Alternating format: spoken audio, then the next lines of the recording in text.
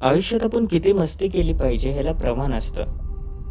ही आपली मस्ती कदाचित आपण भूताला आमंत्रण देत नाहीयेत ना, याचाही विचार केलाच पाहिजे.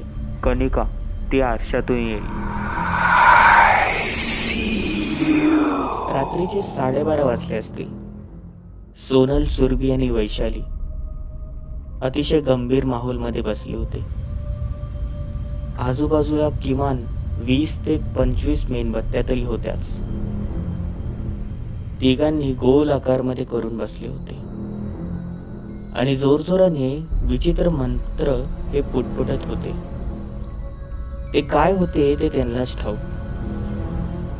शेवटी वैशालीने आपले डोळे उघडले आणि चिडत बोललीच, काय यार फालतूपणा चाललाय तुमचा? अर्धा तास झाला पण ती आली नाही. कनिका.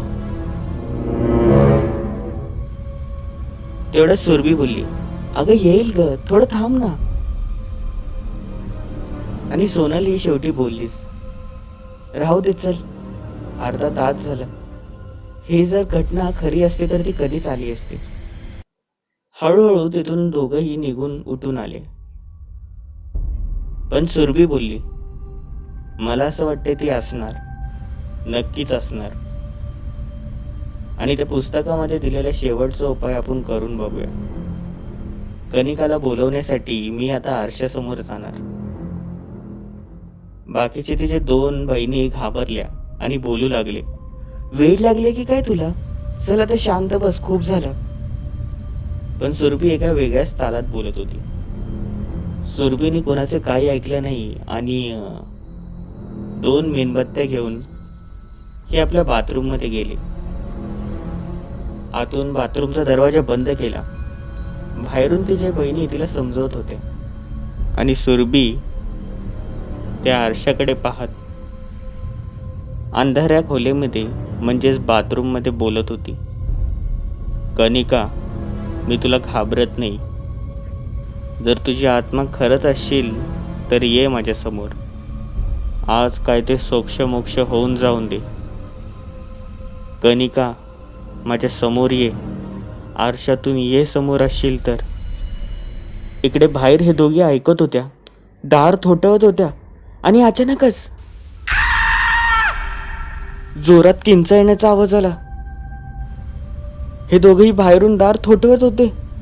दरवाजा उघडला गेला आणि इकडे सुरभी जोर जोरात हसत होती. अरे काय तुम्ही पण किती घाबरता रे, बोलली होती ना असं काही नाहीये. पण अचानकच या तिघांचे बाबा आले. यांना आई नव्हती. बाबांनी यांना खूप ओरडले आणि सांगितले, ही शेवटची वॉर्निंग तुम्हाला, यापुढे असं काही करताना दिसला तर बघाच. ह्यांचा वडील अतिशय श्रीमंत, मोठा बंगला, गाड्या, मुलींना कसल्याच गोष्टीची कमी पडून दिली नव्हती. हे 3 मुली झोपी गेल्या आणि यांचा वडील तो बिचारा आपल्या खोलीतून बाहेर आला. त्याच्या खोलीमध्ये गेला आणि दार लावले. दार लावताच त्यांनी लाईट बंद केली. त्याच्या समोरच्या आरशामध्ये त्यांनी पाहिले तर ते पाहताच तो जोरात किंचाळणार, पण त्याच्या घशातून काही आवाज निघत नव्हता. त्यांनी पाहिले की त्याच्याच आरशामध्ये त्याच्या समोर एक बाई दिसत आहे. ती पूर्णपणे पांढरी पडली होती.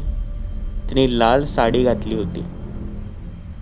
तिच्या डोळ्यातून टिप टिप रक्त बरसत होते. दात ही अगदी तसेच सफेद. केस हे हवेत थोडे तरंगत होते पण कुरळे. ती त्यांच्या वडिलांकडे बघून हसू लागली आणि एक हात तिने आरशातून मोठा केला. तिचे ते दोन्ही डोळे हे त्यांच्या वडिलांच्या घशावर फिरले. त्या दोन्ही हातांनी त्यांचा घसा कापला गेला. आणि त्यांचे ते डोळे फोडले गेले. कळत न कळत या तिन्ही मुलींनी, विशेषतः सुरभीने, कनिकाला आमंत्रण दिले होते. इकडे त्यांच्या बाबांवर अंत्यविधी झाली. सुरभी, सोनल आणि वैशाली यांचा रडण्याचा काही पत्ता नव्हता. पाहुण्यांनी देखील लाख समजवले, पण शेवटी विशाल हा तिकडे आला. विशाल म्हणजेच यांच्या मोठी बहिणी वैशालीचा होणारा नवरा. विशालने समजवले, तुमची चुकी नव्हती, जाऊ द्या, वगैरे वगैरे. पण हे काहीच ऐकण्याच्या मनस्थितीत नव्हते. विशालने तिथेच थांबण्याचा निर्णय घेतला होता. काळानुसार पाहुणेही गेले. काही दिवस उलटले असतील. एके रात्री सहज सुरभीला झोप येत नव्हती. ती आपल्या वॉशरूम मध्ये गेली आणि न कळतच तिने पाहिले की त्याच आरशामध्ये हुबेहूब तीच तिला दिसत आहे. पण ती सुरभीसारखी हालत नव्हती. सुरभीस आरशातून तिला पाहून हसत होती. सुरभी जोरात किंचाळली. पण आरशातल्या सुरभीचा अवतार आता बदलला होता.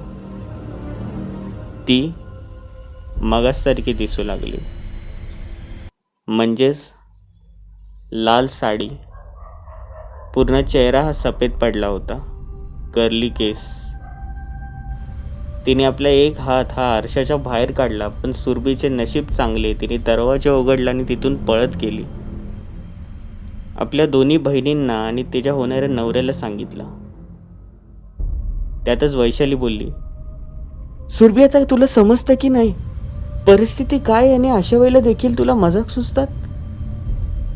इकडे त्यांची बाचाबाची झाली, पण शेवटी विशालने कसा तसा मार्ग काढला आणि विशालने या सगळ्यांना शांत केले.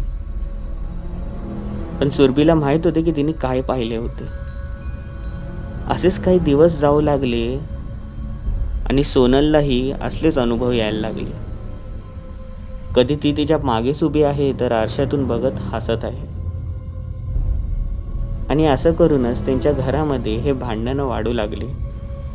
आणि वैशाली बोलू लागली, मला समजले तुम्ही असं सगळं का करताय. तुम्हाला असं वाटतंय की मी आणि विशालनी इथून निघून जावं, राईट. हा गैरसमज हा यांना भारी पडणार होता. तिघांमध्ये खूप बाचाबाची झाली. शेवटी ती रात्र हे सगळे झोपी गेले. वैशाली आणि विशाल खरं तर वेगळ्याच खोलीमध्ये झोपी गेले. पण सुरभी आणि सोनल यांना झोपच येत नव्हती. कशी बशी झोप ही लागू लागली आणि विचित्र आवाज त्यांना येऊ लागले. आणि त्यांनी पाहिले की त्याच आरशामध्ये त्यांच्या खोलीतून कनिका ही त्यांना पाहत आहे. त्यांना पाहून एक विचित्र हास्य येत आहे. हे दोघी जोरात ओरडल्या. पण इकडे कनिका ही तिचा हात आरशातून पुढे करू लागली आणि बोलू लागली, मला तुमचे डोळे दे. हे असे विचित्र वाक्य ऐकून हे दोन्ही मुली फार घाबरल्या. कनिकाचा हात हा सुरभीच्या डोळ्याजवळ पोचला, पण त्याच क्षणी लाईट लागली आणि त्यांनी पाहिले की विशाल आणि वैशाली हे दोघंही दार उघडून त्यांनी ते दृश्य पाहिलेले आहे. कनिका क्षणभरातच आतमध्ये गेली. विशाल आणि वैशालीला ते पाहून धक्का बसला. त्यांना समजले की सुरभी आणि सोनल हे खोटं बोलत नव्हते. पण सुरभी इथे जोर जोरात रडू लागली, ताई, याच भूतींनी आपल्या बाबांना पण मारलं. आणि विशाल बोलला की आता हे शेवटचं, यापुढे नाही. तिकडेच असलेला एक टीपॉट त्यांनी घेतला आणि अगदी ताकदीने त्या आरशावर फेकला. तो आरसा फुटला गेला आणि विशाल बोलला, झालंय शेवटचं, यापुढे तिची आत्मा परत येणार नाही. पण मला सांगा, ह्याची सुरुवात कुठून झाली? तशी सुरभी सांगू लागली, मी एक छानसे ड्रेसिंग टेबल आणले होते. हो, ते जुने होते पण दिसायला अगदी छान. ते पाहताच कोणतीही मुलगी त्या ड्रेसिंग टेबलच्या प्रेमात पडेल. ते मी घरी आणले आणि त्यातच एक लहानसे पुस्तक ठेवले होते. त्यात लिहिले होते, कनिका कोण, तिचा इतिहास काय, तिला बाहेर कसे काढायचे. पण विशाल बोलला, बाहेर कसे काढायचे? मग नक्कीच तिला आत कसे टाकायचे कायमचे हे देखील असेल. सुरभी सांगणारच त्याच क्षणी विशालला एक फोन आला. विशाल तो फोन उचलायच्या आधी बोलला, तुम्ही एक काम करा, दुसरीकडे झोपायला जावा आणि आता घाबरू नका, सगळं काही नीट झालेलं आहे.